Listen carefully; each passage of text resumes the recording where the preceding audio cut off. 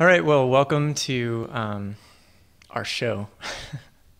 I'm Todd Vasquez, the Assistant Director here at the Center for Christian Thought at Biola University, and I'm here with Professor Craig Slane, the Francis Owen Distinguished Professor of Theology at Simpson University in Redding, California.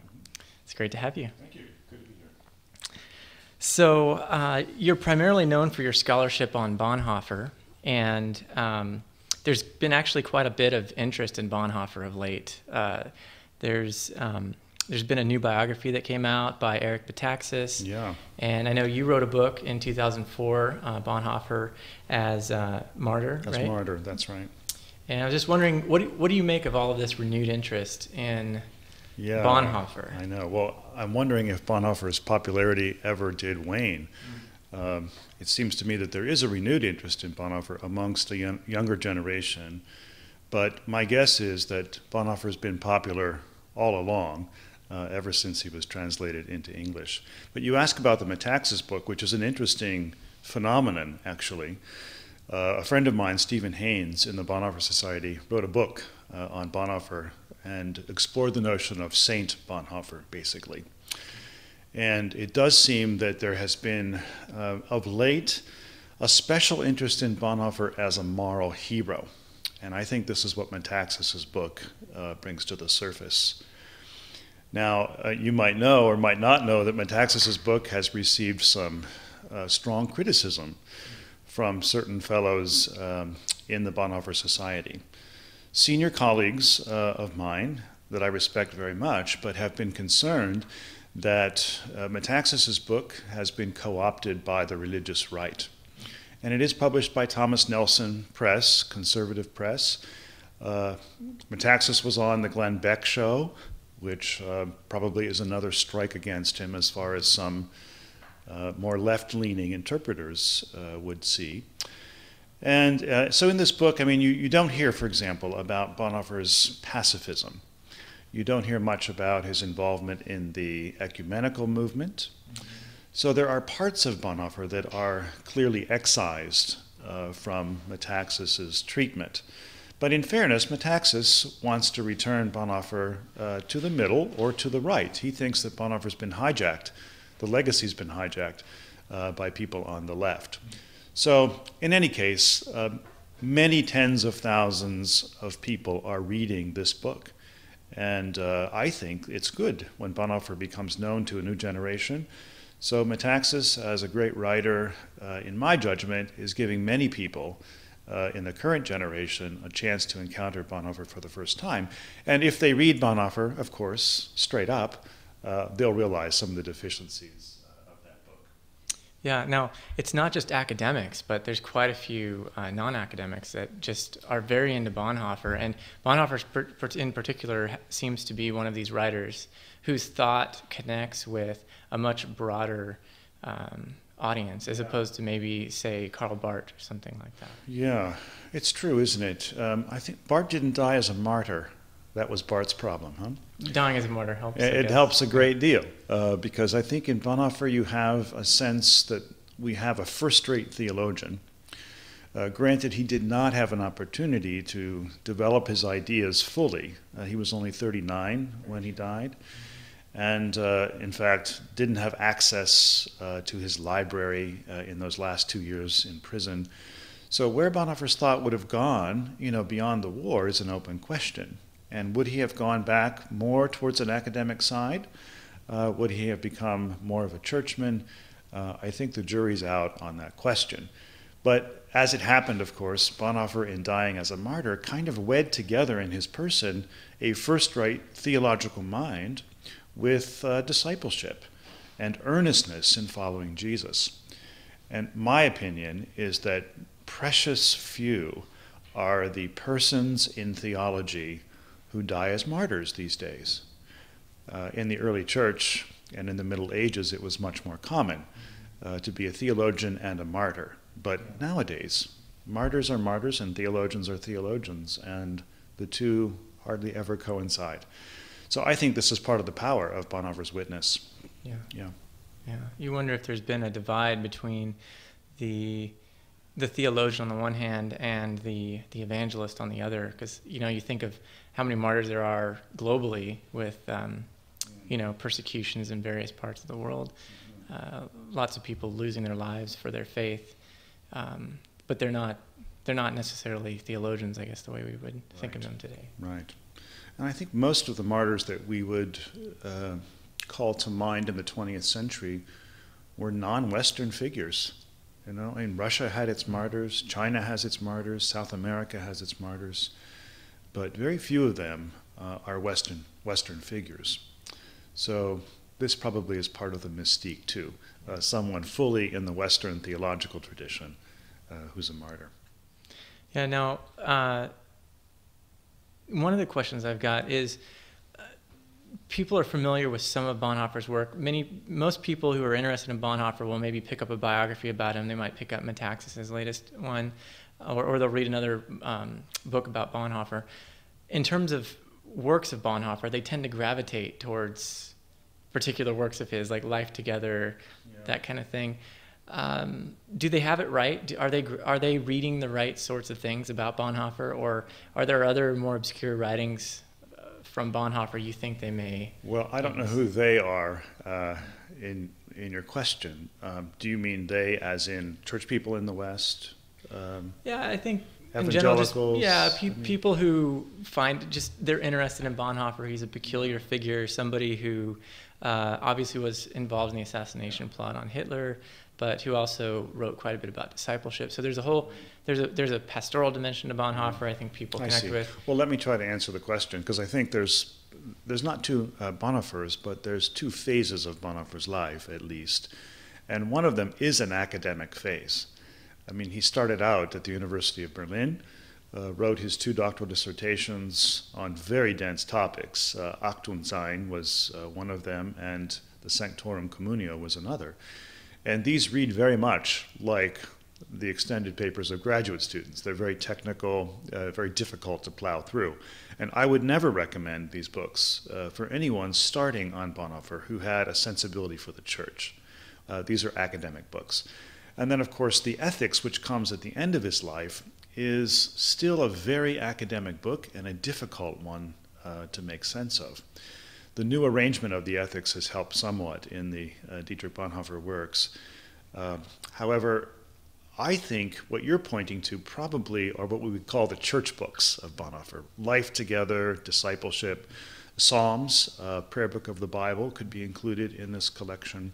Maybe Letters and Papers from Prison, some of which are very personal. And the ones at the end, the last phase of Bonhoeffer's intellectual life, when he's trying to imagine Christianity in the future, and he uses phrases like a world come of age or religionless Christianity. These have immense popular appeal.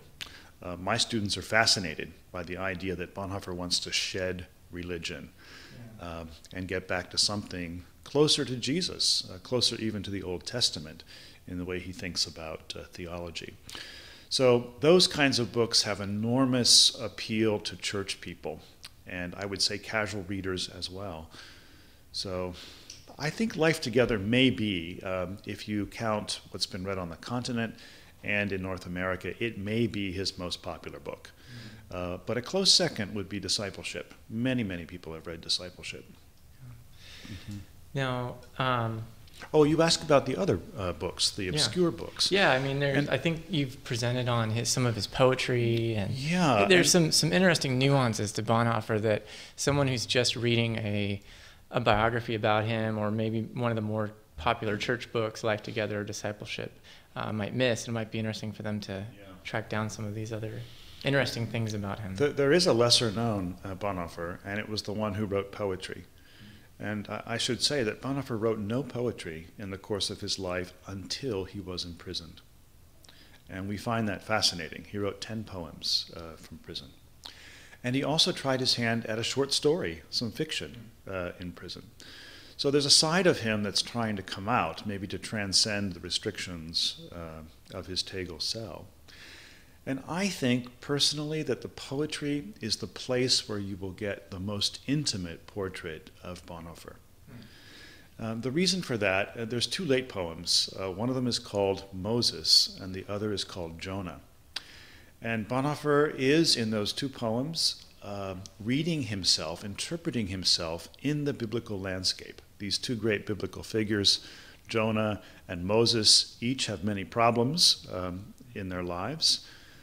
Each of them is threatened with death. Jonah, of course, is going to become a vicarious sacrifice to still the waves. And you can think of Bonhoeffer's precarious position at the end of his life, where he sees that he himself is going to be sacrificed for the German people. And then Moses atop Mount Nebo, he can't enter the promised land, right, because of his sin in hitting the rock. And here's Bonhoeffer. He's at the very end of the war, just a couple weeks before the Allies are going to liberate the camp. He sees he's probably not going to make it out. And so he's like Moses. He's seen from afar the future of Germany and the defeat of Germany, but he's not allowed to enter into the new thing that's going to come as a result. So I think in these choices, these careful choices in the poetry to identify with Moses and Jonah, there's really a personal part of Bonhoeffer that we need to take stock of. That's great. And someone would find that where? And what parts of his writing?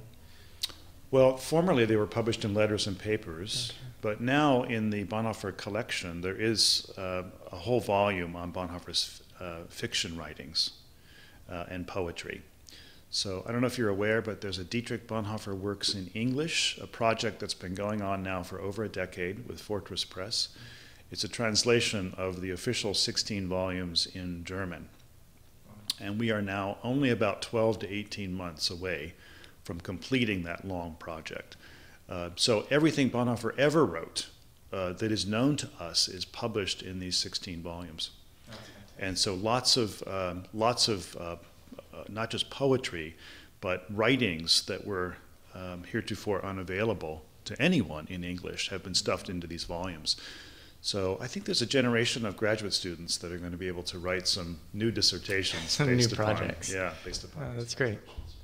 So you mentioned towards the end of his life, he started writing about this notion of the age to come, or the world come of age. The world come of age. I wonder if you could elaborate on that just a little bit and speak to some of the antecedents to Bonhoeffer within his historical context. It seems like there's quite a bit going on around Bonhoeffer, other people who are, these ideas were prevalent before he began thinking about them, and some of them kind of are the fertile soil that gives some of his thinking.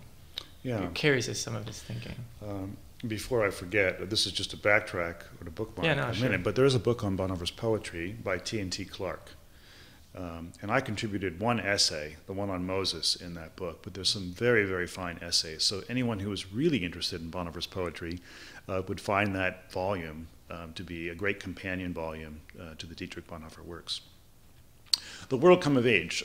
In German, die Mündigkeit is the term that is used. And this is like coming to adulthood. And the world for Bonhoeffer is reaching a place of autonomy, adulthood. This has been going on, he thinks, since about the 13th century, where greater and greater degrees of human autonomy from the divine and from transcendence have been getting planted, of course, into Western culture, to the point that people can actually live their lives as if there were no God. It is entirely possible to do so. And he marvels that people can do so without any great sense of tragedy or sadness or loss. One really can live one's life without God. But now here's the paradox. One has to do that right beneath God's vision. It is before God that we live without God. This is what a Christian theologian must say. So a world come of age is one in which atheism plays a big part, but one in which we're trying to find God's presence in the world in new ways. Part of the reason God is ushered out of the world, Bonhoeffer thinks, is God's been identified with religion far too much. Bonhoeffer's rather like Barth on this. Religion is a way of human beings constructing paths to God from the earth up, or something like this. This is not Christianity, true Christianity for Bonhoeffer. We need a new language, a redeeming language, a language like Jesus' own language that will shock people, and bring about new possibilities. So the world come of age for Bonhoeffer is filled not with remorse or lament for a lost Christendom, but with great possibilities for a kind of, I don't want to say revival, it's a little too pietistic for Bonhoeffer, but a new awareness, a new form of Christian life, which will probably be a lot more communal and less institutional. Yeah, so, you read a number of these writers like Kierkegaard or Nietzsche, and I would imagine also Bonhoeffer, and they're very dissatisfied with their experience of Christianity and within its religious form in their historical context. For those who aren't as familiar with the history, can you give us a sense for the kind of Christianity, the kind of religiosity that someone like Bonhoeffer would be reacting to? Yeah. Well, that's an interesting question. I mean, there's no clear denunciation, for example, of a state church, interestingly, in Bonhoeffer. Now, he does have his own experiment with the Finkenwalde Seminary, and that's a topic worth exploring if we have time. And maybe the true answer to your question lies in this new form of community that he envisions and publishes later in Life Together. But I think it will be a Christianity that comes out of the cloisters, the way he put it in Discipleship. He notices in Luther this trajectory toward the world. This is the way he reads the Reformation. The Reformation gets Christianity out of the cloister and into real life. So I think Bonhoeffer's new direction is going to be one in which Christianity becomes profoundly this worldly. We don't have a right to leap over earth to get to heaven, he says. The earth demands our labor. So issues of justice and poverty, things that are on the agenda often of the middle and the left in Christianity, are certainly in the purview of this new kind of Christianity that Bonhoeffer sees. And of course, he crystallizes it at the end of his life in this hermeneutic phrase, the view from below. We have learned to see the great events of history from below, from the perspective of those who suffer. So you might say that in a rather bold way, Bonhoeffer becomes a theologian of the cross. He really does. It is suffering that becomes the hermeneutic key for this new theology. And you must remember that Bonhoeffer was born as a bourgeois German, insulated from all manner of suffering. But he, in his own life, sort of took this downward path into suffering, relinquishing all these privileges of his family the best he could. He sold items, he gave his books away, he was very free and open with his time, gave money even to some of his younger seminarians, lived with his confirmands on the corner in a ghetto in Berlin. So he did the kinds of things that sort of let power go. He wanted the experience of living a life of discipleship from below. So I guess that's the best I can do to answer your question. But I think it gets us pretty far to think of this new Christianity in terms of suffering. Sure.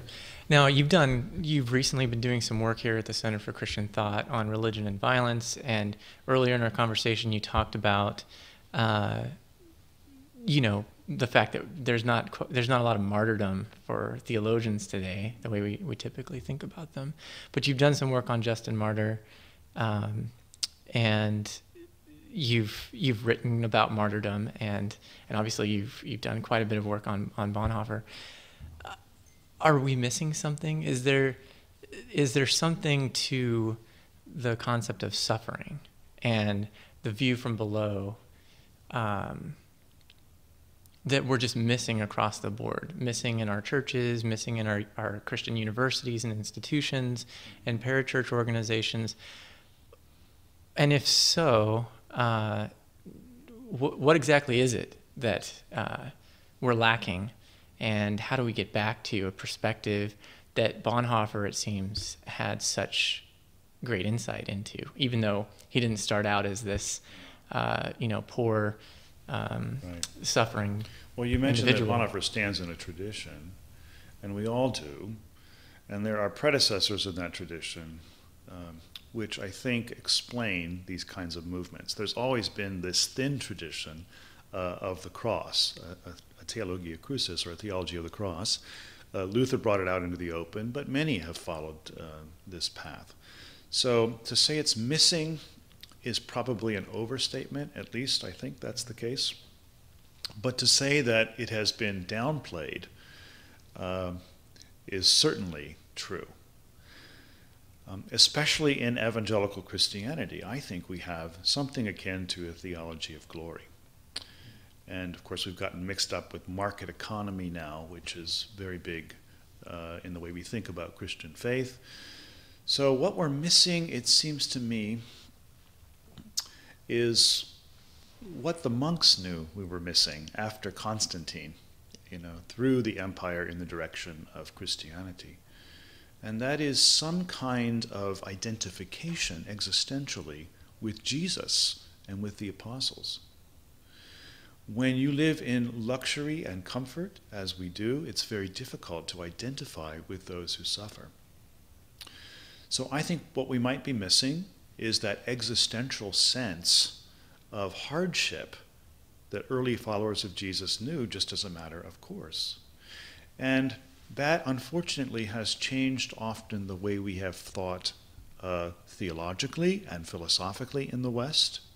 We have thought from a situation of synthesis and comfort, and maybe we have sort of just downplayed this more radical form of Christianity because it's not so comfortable. It really edges us out of the status quo.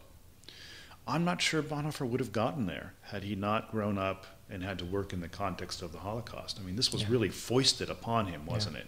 Sure.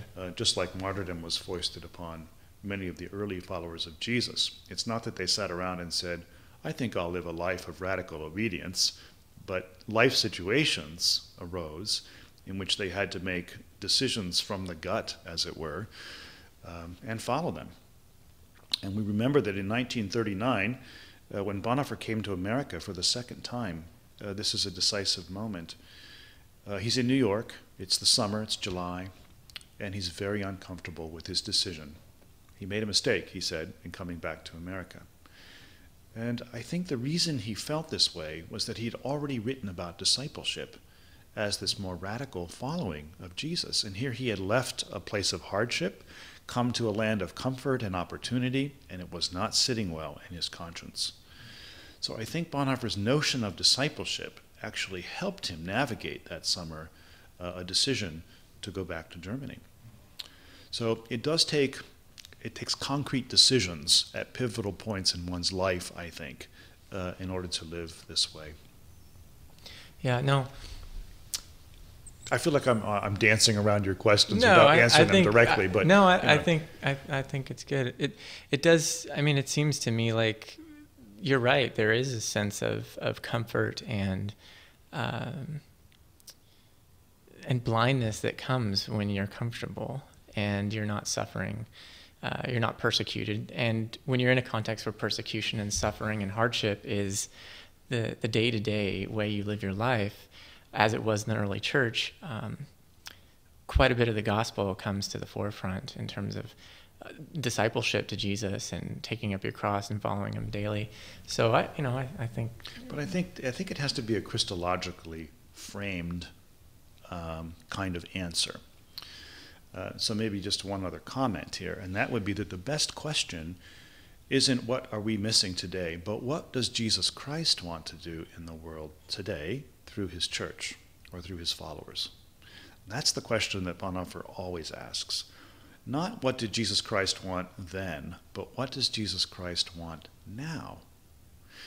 In the ethics, it's called an Ethik als Gestaltung, or ethics as formation. And Bonhoeffer's big question is where and how does Christ want to enter the reality of the present and shape it so that it can be a witness to him. The action is always from the side of Christ. He's got a real mystical Christ ontology going in the ethics. So the best question to ask is not the application question, how can we carve out a life in which we are faithful to this theme of suffering, but how can we open a dimension of our existence, as we know it, Christian existence, to really receive Christ into the present and let Christ form it. And Christ will form it after the cross. Christ will also form it in the manner of resurrection and new life, and Christ will form it after the manner of incarnation, Bonhoeffer thinks. All of these pivotal moments in Christology are open. So there's no one template that one can apply. Yeah, I noticed you. There was a presentation you gave in back in 1995 on the Christus Praesens. Is there something?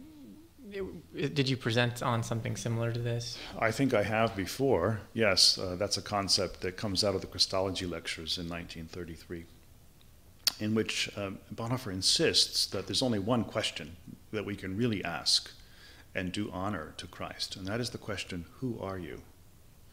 You can't ask, how is Christ possible? You know, that's probably going to lead you in a godless direction. It takes you behind the Christian faith.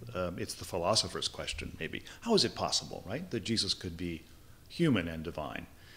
Some things we just accept as part of the structure, the confessional structure of Christian faith. So the question, who are you, Jesus, is the question to ask. It's the question of transcendence.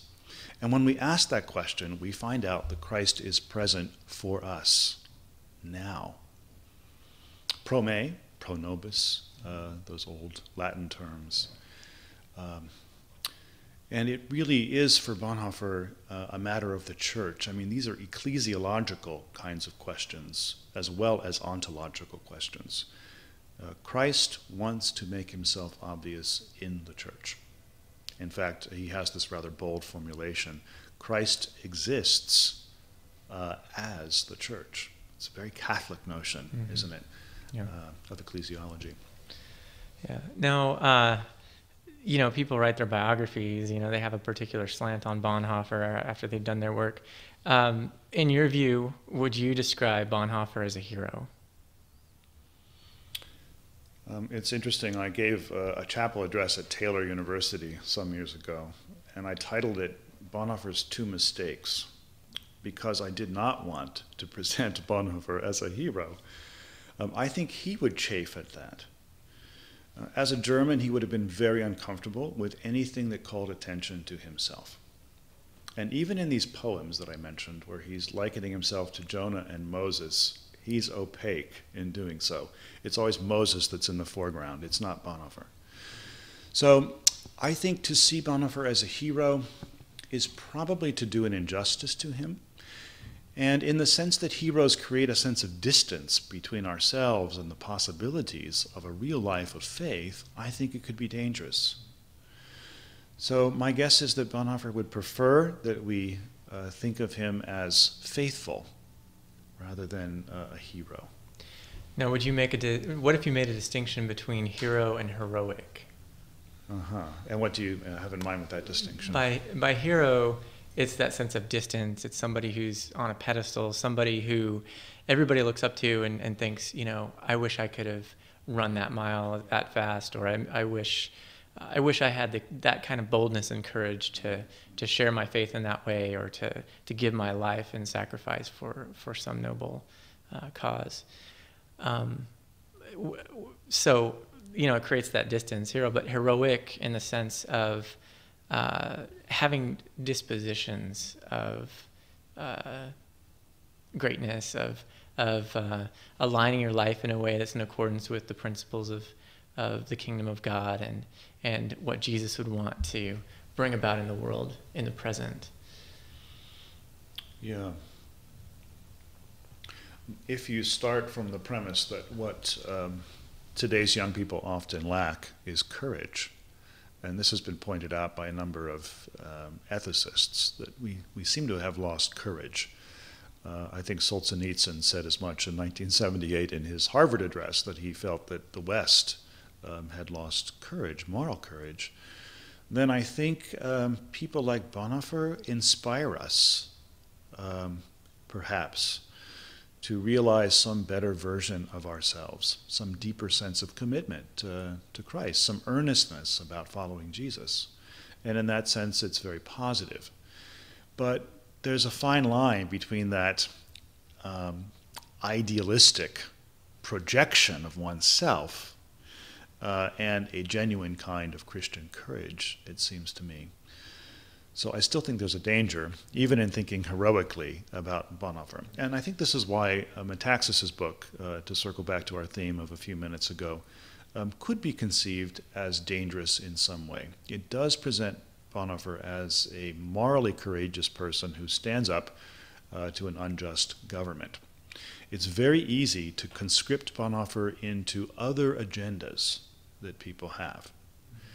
And I remember a Lutheran pastor in the South some years ago justified shooting an abortion doctor on the basis of his reading of Bonhoeffer.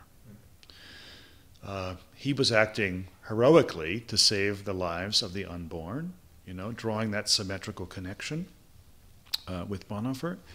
And I just make mention of that because I think it's very difficult for me to give any kind of a wholehearted assent to this theme of heroism in Bonhoeffer because of the dangers of trying to apply his own ethical, moral courage in the current American situation.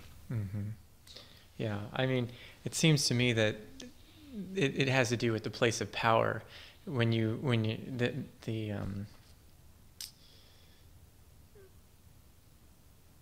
To be heroic in the sense of being humble and,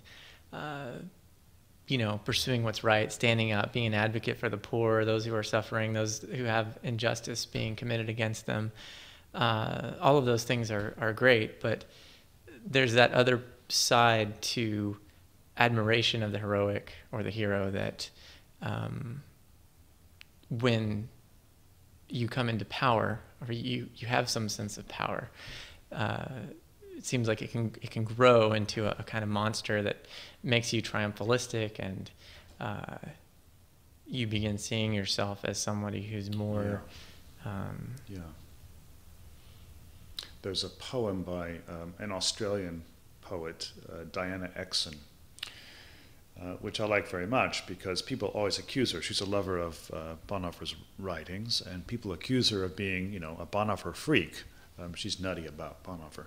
And so she writes a poem about this, and in the poem she says, woe is me, right, if I'm promoting Bonhoeffer. It's always a question of Jesus. So I know as human beings we are given to imitation. That is part of the structure of our humanity. And we're going to end up imitating somebody. And I think the caution is not to let the hero, even if Bonhoeffer is a hero, stand in the foreground, but the one for whom he gave his life, right? The one for whom he worked as a Christian, as a follower of Jesus, really needs to get the spotlight. So ultimately, if we're going to speak about heroes, I think Jesus must set the pattern for what it means to be a hero. And that's not an Aristotelian form of heroism, certainly. Mm-hmm. Yeah, I was thinking as you were talking that, in ancient times, the view of a rabbi or a teacher, and even, in Eastern traditions like Buddhist traditions, on the Eightfold Path, if you run into the Buddha on your way to enlightenment, you're supposed to, Buddha is an impediment to, on the path or on the journey. And in the ancient world with the view of your teacher or your rabbi, it was the sense of you want to get to the point where you master your own teacher. I mean, that's a sign of progress in your tradition and your learning and your wisdom. Not in the sense of gaining some type of one-upmanship, but just in the sense that you've mastered the master. You've mastered the content. You've mastered the prudence and the wisdom you've needed to discern as that's great. You've grown along the way. And I think that's really quite close to what I would say characterizes my own dealing with Bonhoeffer today. I haven't mastered necessarily the subject matter of Bonhoeffer, but I do find that he's a theological companion, a conversation partner. And I often, day by day, think, oh, what would Bonhoeffer think about this? Or what would Bonhoeffer think about that? And so, in a sense, rather than heroize Bonhoeffer, I have made him a conversation partner, a dialogue partner, as I try to work out my own Christian life, my own life of discipleship. I don't see it as heroic in that sense, and part of it is because I've actually known people in the Bonhoeffer circle. I met some members of his family. I've met his biographer, one of his students, two of his students at Finkenwalde, and they have told me stories about Bonhoeffer, which have made him very human. And his niece Renata, on her American tours, has also labored to make him a very human figure. But I can see how other people without connections to the Bonhoeffer people, the people in the story, would tend to valorize him. So. Yeah.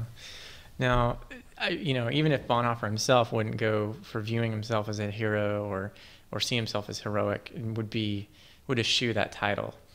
Other people do tend to kind of see him as somebody who embodied a form of heroism, and it takes anybody who has the disposition to engage in an assassination plot against, someone like Hitler. You admire that kind of bravery, that kind of courage. And so, I think there's this sense in which it seems people admire Bonhoeffer's heroism when it comes to trying to change something that's big and large, something that's international, national, that affects a large swath of people. But I wonder if there are aspects to Bonhoeffer's life that are less heroic, or they're not on that same level of affecting national politics and national power, but are just parts of his everyday life, the way he thought about reality, the way he thought about living his life, the way he thought about the church. I wonder if there are things there that just everyday people would connect with. Yeah, good. Well, a couple comments there may be helpful. I'll work in retrograde motion from the latter phase back. But when he was involved in the conspiracy, he wasn't always all that active. He was basically a courier who would shuttle back and forth, meet with some church people and try to inform them about the plans going on inside of the resistance. He spent weeks on end with nothing to do.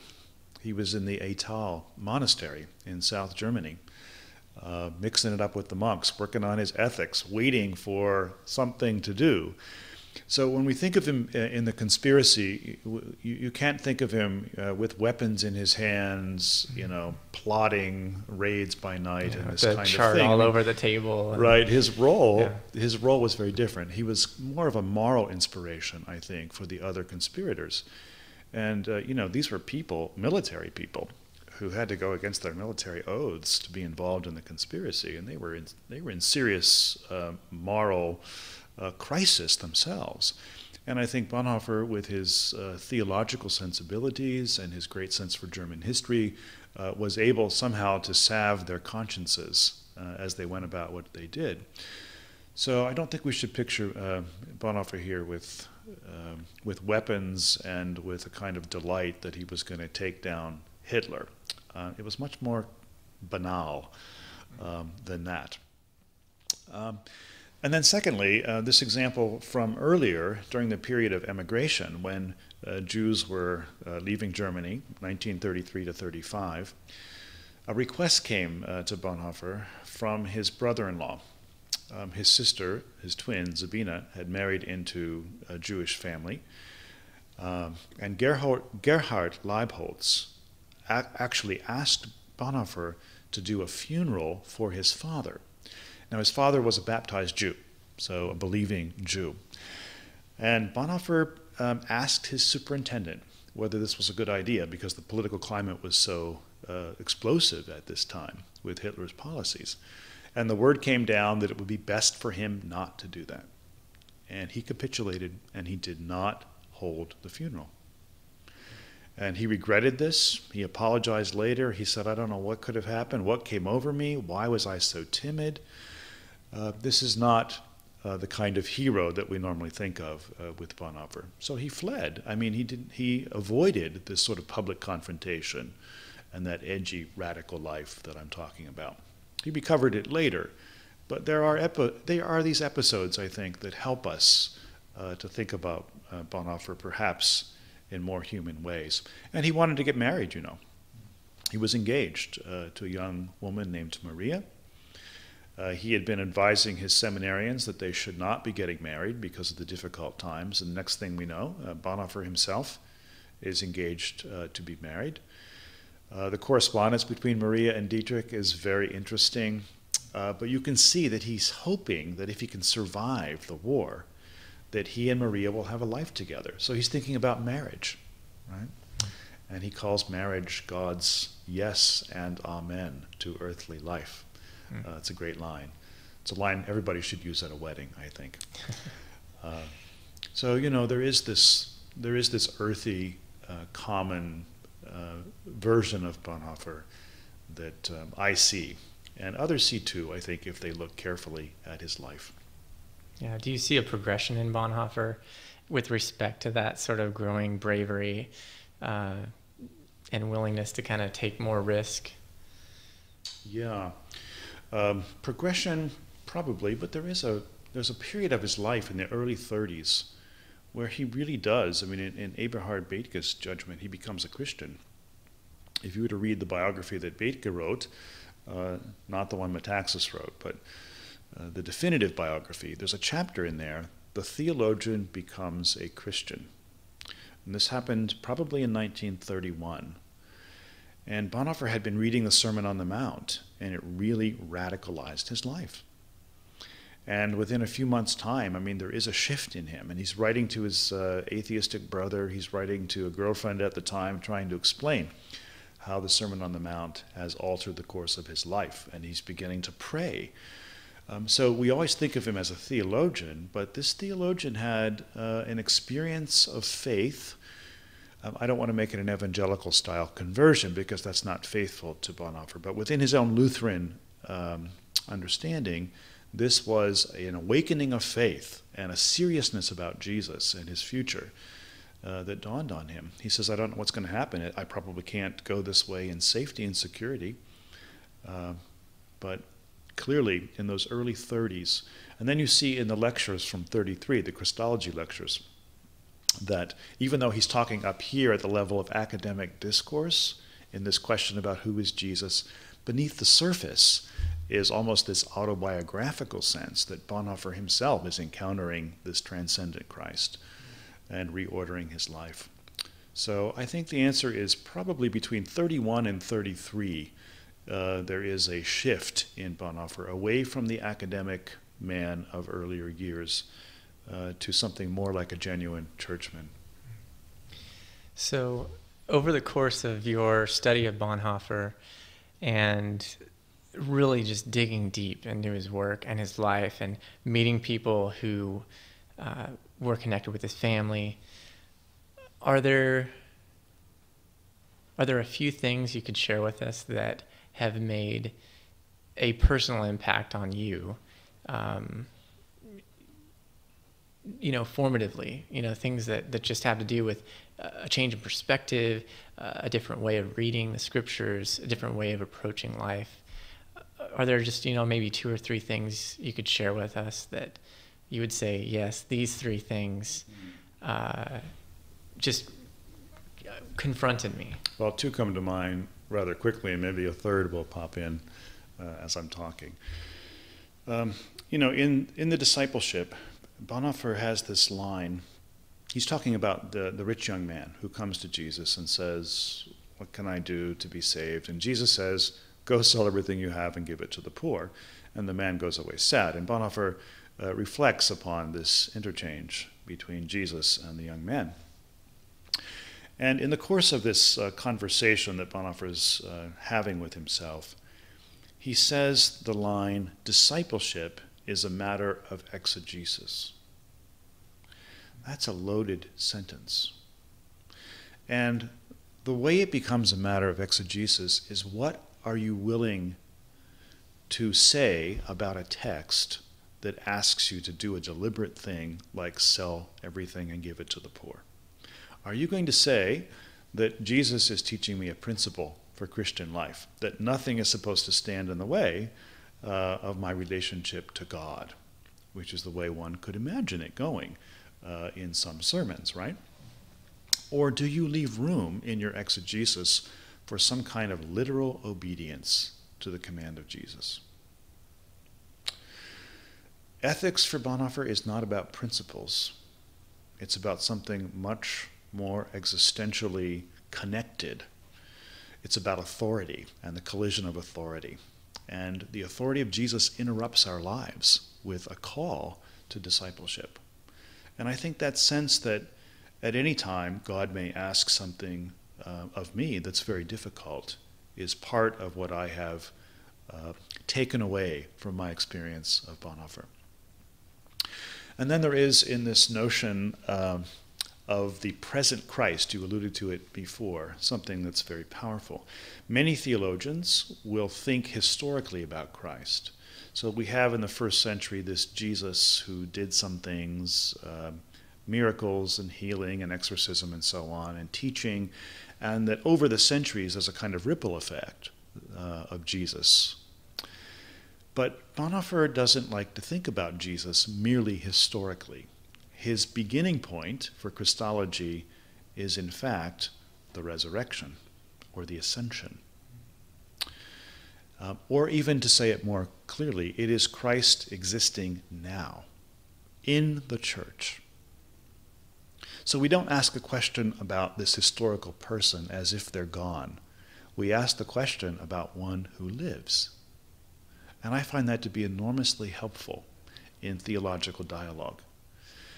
I don't know about you, but automatically I'm conditioned to think historically about the Christian faith. Particularly in exegesis, right? Particularly in exegesis, that's right. But at this particular moment, Jesus might have something to say to me. He thinks something about me, even in the context of this interview. Jesus has an opinion about what I'm saying.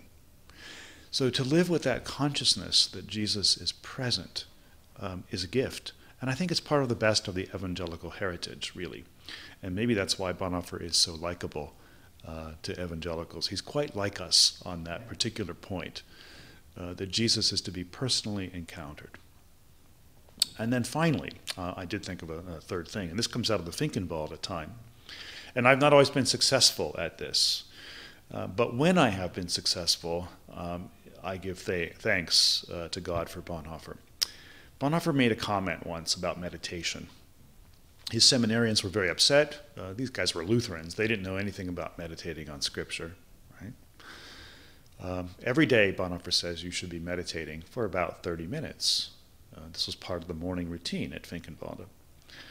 They smoked, they worked on homework, they did all kinds of things. They couldn't stay fastened on meditation. So they came to Bonhoeffer complaining about this practice.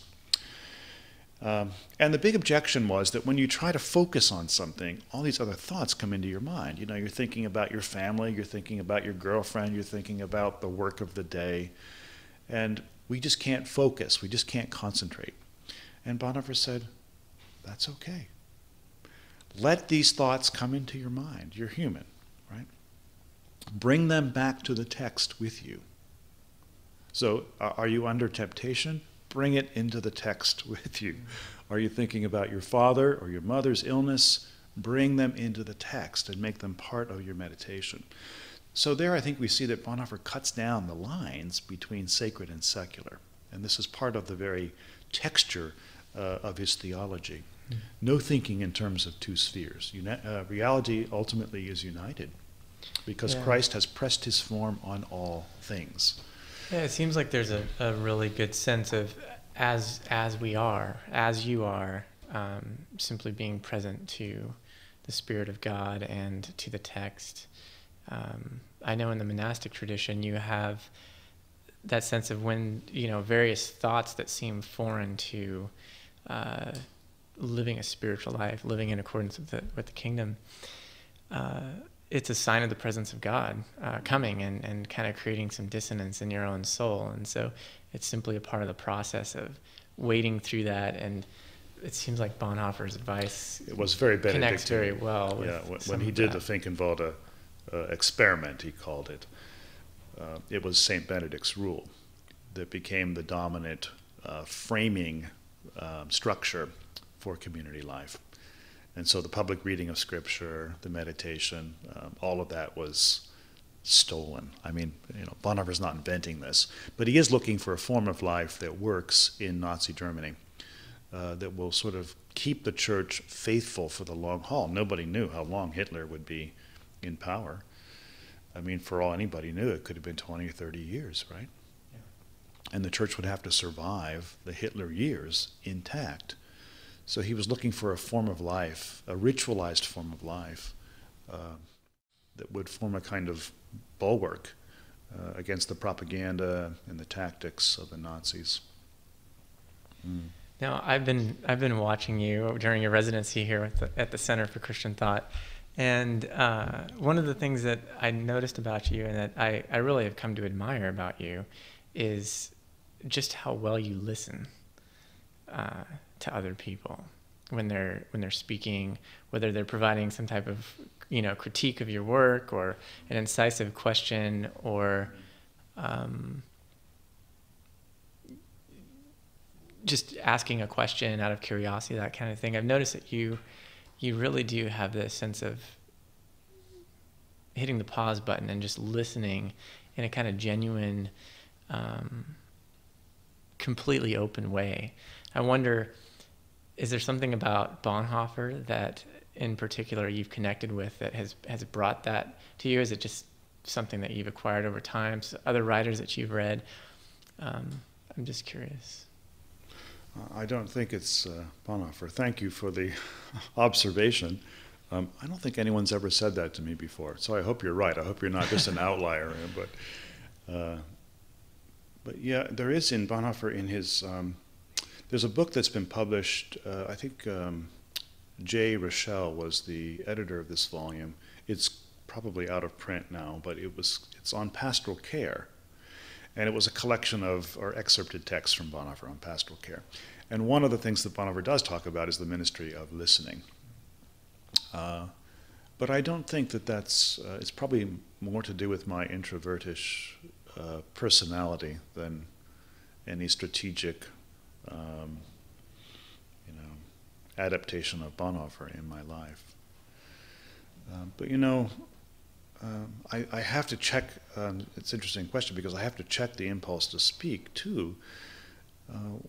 When I admire other people who speak less than I do and have really incisive things to say. It's a balance, isn't it? Knowing when to speak and when to be quiet. Oh, sure. Yeah. No, it's just something I've noticed. And there's a difference between somebody who listens in a way that they're waiting to kind of bring in something. They're listening very attentively, and they're thinking about how what a person is talking about is connecting with the resources that they've got to bring to the table. But there's also a kind of listening that knows that Jesus is present in the orphan and the widow, is present in those who need clothes and those who need food. And, whatever that passage is where it says, I was with the person who needed clothing and needed food, and you didn't recognize me. That it seems like you've got a good grip on that.